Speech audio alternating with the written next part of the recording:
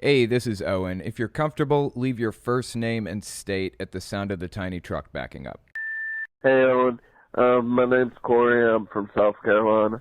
I just was wondering about Trump. I just don't see why all these Christians think Trump is going to help them out. He had all this power at one time where he was able to do everything that the Republican Party wanted. He had the Senate, he had the House, but he didn't do anything that the movement wanted. So I'm kind of on the side of I'm not scared of Trump as many people are. I'm more scared of someone else getting into the Republican Party. Let's say the Republican Party was as hyped up or as invested as they are in Trump with someone else who actually knew what they were doing. I'm more scared of that. If anybody's going to run for the Republican side, I don't mind it being Trump because he didn't do shit. I'm just wondering what's your take on that. For the record, I basically never edit any of the voicemails. This one was kind of broken up a little bit and pieced together, so I did have to edit it down a little bit to kind of put it into one cohesive string. So if anybody's wondering, I did edit this specific voicemail so it was spliced together basically, but I don't do that pretty much ever. Regarding the question, you're right that Trump did have a lot of power in the from 2016 to 2020 basically. He had full and complete control of the government from 2016 to 2018. The House of Representatives, the Senate, the presidency, and the Supreme Court were all under Republican control for those years. And then 2018 to 2020, he still controlled the majority of the government. As we can see, nothing got done during those years to push us in a questionable, concerning direction. But that isn't because there weren't people at the top who knew how to pull levers. They did. They did know how to pull the levers of power to get what they wanted done. They knew how to do that. Trump brought people in who knew what they were doing, and those people stayed in those spots for the majority of the time, unless they were removed by, the Mueller investigation or recused themselves. But again, they were just replaced by other people who knew how to work the levers of power in government. So it's not because he was incompetent. The most concerning thing that I see about Donald Trump being the president is his open interest in control, in fascism, retaining power at any cost. At any cost. I mean, look at what happened on January 6th. This whole thing was orchestrated by Trump and by people directly under him. That is fucking concerning. I know there are a lot of Republicans out there that are like truly evil people who will do anything to get their goals accomplished, and their goals are basically damaging to society. Like Mitch McConnell is a truly deeply evil person, and he is not afraid to fight dirty, do whatever he can to fuck over the Democrats in any way possible. But I don't get the impression that he's interested in a fascist takeover of the U.S. government and the deaths of Democrats, the deaths of Democrat leadership, the deaths of his enemies. I don't get that impression from him. Maybe I'm wrong. I do get that impression from Trump. That's my biggest concern with the dude, and that's why I would rather have literally anybody else, any other U.S. politician in office, in the presidency, rather than Trump. I think I'd take Ron DeSantis because I haven't seen the willingness to push forward a fascist coup the same way that Donald Trump has. And not from Ron DeSantis. He has the same fascist tendencies, and he's got, I would argue, an even more extreme view of government and society and things like that. But he's not as bad as Trump, as far as I can tell. I would take Chris Christie. I would take Mitch McConnell even. Anybody over Donald Trump. Because those people don't have a full-blown extremist cult behind them. Hey, Owen, it's Lou over in Missouri. I was doing some YouTube comments here over the last couple minutes to some people that were off track, I guess you could say. And I was trying to get them to understand that you can't yell that guns don't kill people, people kill people during a school shooting, and then turn around and yell, the peacekeeper patriots couldn't have been violent because they didn't have weapons. You, like me, I know you love irony, so I would adore you spending a little extra few minutes on that one. Later, buddy. Yeah, I appreciate that. Something that I've come to realize in recent years is that the whole goal behind the Republican Party, or the Trumpist movement, the extremist cults behind all of this stuff, the QAnon movement, the whole goal behind all these movements is to hurt their enemies. Nothing more. It is about hurting their enemies. It's easy to find irony and hypocrisy and ridiculousness because they don't really have principles. They don't have ideals that they want to stand up to. They don't have policy positions that they stand on, or explanations or beliefs to back those policy positions up. They don't have any of that. It's not about that. It's about owning the libs. It's about hurting their enemies and nothing more. That is one of the key components to a cult-like mindset. One of the keys to controlling people is instilling this emotional feeling in them that they have to destroy their enemies at any cost. This extreme polarized black and white thinking kind of thing.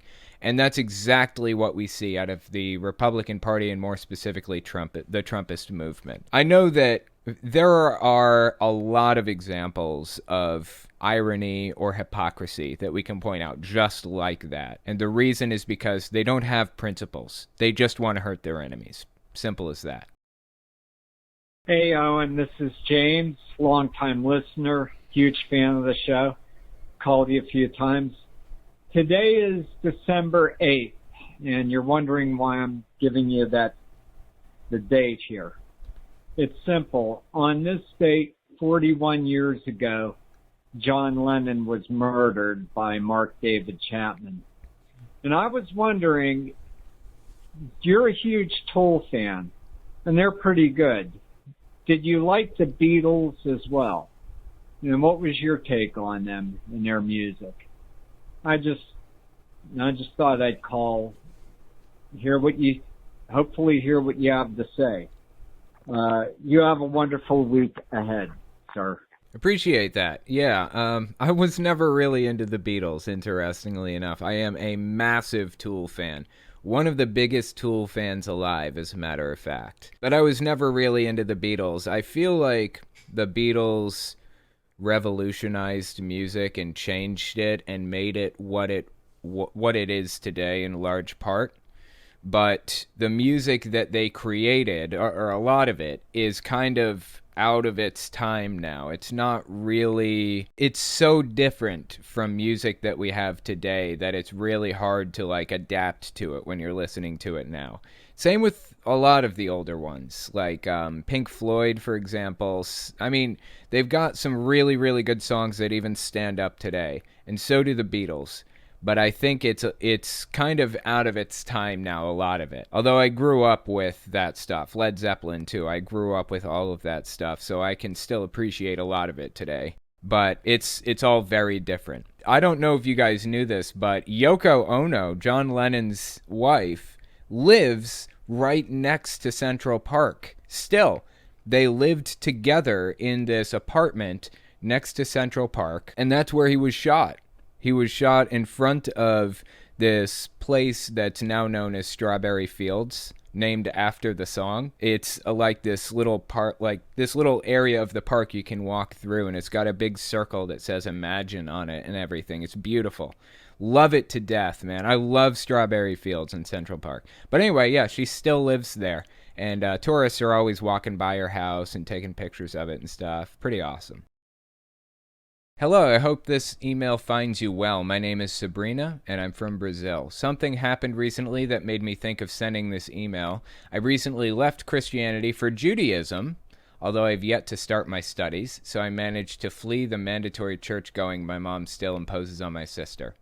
Well, my sister told me that one of the ladies in the church asked about me. When my mom told me about the Judaism, she said, "Oh, don't worry, it's a phase, she'll get over it." Well, this got me thinking about Jehovah's Witnesses and what they think of the Jewish people. Would you tell me about it? My best wishes to you and your family. Yeah, Jehovah's Witnesses, I don't think they have any animosity toward Jewish people any more than any other group out there. I mean, they don't have animosity toward the Jewish community any more than Jehovah's Witnesses have animosity toward other groups, which is to say, Jehovah's Witnesses have a superiority complex. They believe that they are superior to every other group of people out there, every other religion. And every religion out there is truly evil, to the point that if you go to a worldly church service or, synagogue or anything at all, if you just attend one service, you can be disfellowshipped. Every family member and friend you've ever known, ever grown up with, will disown you permanently. Never talk to you again until the day you die, and not even then. They have a deep superiority complex about all of the groups, including Jewish people, but they don't have any added hatred for Jewish people specifically, which is saying something. I mean, it's better than nothing, right? A lot of groups out there have this added animosity toward Jewish people. In fact, I believe the Catholic Church had an official statement about Jewish people, blaming them for the death of Jesus until like the 60s, which is one of the things that inspired World War II in the first place. So anyways, take that for what you will. I hope that answered your question. Hey Telltale, it's Garion. My JW grandmother and I had an interesting conversation about God, and she made an interesting claim. She claimed that Jehovah is not purely a spirit creature, but rather also a massive energy. She said this referring to the Big Bang. Was wondering what your thought about that was, or if this is a JW belief I didn't know about or something. Not really, no, I don't think this is a Jehovah's Witness belief at all. Although Jehovah's Witnesses are unique in the fact that they are old Earth creationists, not young Earth creationists. So a lot of the pastors I cover, like Kent Hovind or Ken Ham or whoever else, they are young Earth creationists. They believe the Earth is 6,000 years old. It was created 6,000 years ago by God in 6 literal days. Light created on the first day, plants created on the third, sun on the fourth, so on and so forth. All that stuff. I don't remember the order of creation now. Anyways, that's not Jehovah's Witnesses. They actually are willing to accept certain aspects of science, though they reject outright evolution. They are willing to accept that God created the earth millions of years ago at least, and let dinosaurs roam around as fertilizer, and then God created Adam and Eve after millions of years. So they're old Earth creationists who believe in a literal Adam and Eve, kind of a unique position. But I know when I was a Jehovah's Witness, my mom had some slightly unorthodox beliefs that she passed down to me, for lack of a better term. She seemed to believe that Jehovah would judge your heart condition when Armageddon was over and the new system came. Jehovah is supposed to resurrect people who had a good heart. Even if they weren't Jehovah's Witnesses, he's going to resurrect them and give them a second chance unless you were an exceptionally bad person, or unless you died in Armageddon or something like that. According to my mom, she seemed to believe that even if I was disfellowshipped, even if I was an inactive Jehovah's Witness, I could still make it through to the new system based on my heart condition, based on whether or not I'm a good person. Jehovah will make that judgment. That is not what Jehovah's Witnesses teach. They teach that unless you're an active, baptized, believing, door-knocking Jehovah's Witness, then you will die in Armageddon, and you will not be resurrected. That's their belief. In fact, they reaffirmed that recently in a video. One of the governing body members, Tony Morris, did. So some Jehovah's Witnesses find little things that they can little paths they can go down, little deviations that they can choose to have just a modicum of individuality, because they don't get very much of that within the religion. If pressed, they would accept the governing body's version or interpretation of things, but they just don't bring it up very often to many other people because they want to have these beliefs. You know, they want to have these little things. And that's what it sounds like to me. You were referring to your Jehovah's Witness grandmother saying that God might have been the energy that created the Big Bang. That is not a Jehovah's Witness belief, but that may be her individuality peeking through. And we want more individuality in the members of the religion, because the more individuality we see in each of them, the more likely it is that they're going to eventually leave the religion. Hi, Owen. I'm Brittany from Oklahoma, a.k.a. Bruh Girl Energy 420. Oh, okay. I've seen you around. I have a question for you. My mother and Nana, who are major players in my life, are giga-religious, Pentecostal, full-stop, tongues and blood frenzy religious. They have no personality outside of religion. My husband and I are closeted atheists. Our whole lives and support system would disappear if we told anyone. However, our biggest concern is our children. We haven't a clue on what to tell them about religion. Two major figures in their lives are going to be cramming it down their throats from the get-go. What would you do? What did you do with Kylie, if that's okay to ask? I appreciate the email. That is an interesting question. You know, I actually considered going back to the Jehovah's Witness religion, getting reinstated, and then never going to another Kingdom Hall after that, just so that my family members would talk to me. But I realized that if I did that, I couldn't complain when they talked to Kylie about religion. I couldn't complain about it. It wouldn't add up. They would realize that I didn't believe it, and they'd stop talking to me anyways. That's why I never bothered going back to the Kingdom Hall. I never bothered trying to get reinstated so they'd talk to me. Because I know that I couldn't possibly put up with them trying to brainwash Kylie. Much to my dismay, my mom actually did try to brainwash Kylie anyways, though. She started spreading all of this nonsense through her head about getting baptized and loving Jehovah and reading the magazines to her, showing her the storybooks, all of that shit. Kylie was 5 or 6 years old. I felt it wasn't a big deal because she's young, so whatever, right? It got into Kylie. It got into her. It wasn't good. It was a bad thing that my mom managed to slip this shit in. So I finally told my mom, stop. Just stop doing it. Stop talking to her about it. Stop pushing it down her throat. Stop doing this. And she said, okay, and then continued doing it anyways. That's called theocratic warfare in Jehovah's Witnesses terms. Most religions, most cults have a term for it, where it's okay to lie and cheat and deceive and manipulate if it's in service to the church. So keep an eye out for it. I know you came from a Pentecostal religion, but as you said, your family has no personality outside the religion. If that's the case, I would be willing to bet they have a similar ideology about theocratic warfare. They have a similar idea about lying and manipulating and deceiving and cheating if it's in service to the Bible or whatever. If they tell you they're not going to shove it down the kid's throat, they're probably lying. If you don't want your kid to be brainwashed, either keep the kid away from them or come out and tell them. Probably one of those two options is about all you have. The kid's probably too young to grasp the difference between fantasy and reality before 8, 9 years old. I would say by 9 or 10, they're probably old enough to understand and make decisions on this subject for themselves for the most part. It's still very, very iffy. But that's roughly the point at which Kylie started to realize what my mom was doing. It would probably vary from kid to kid, maybe even older, 12, 13, before they realize. But you could start teaching them critical thinking skills as early as possible.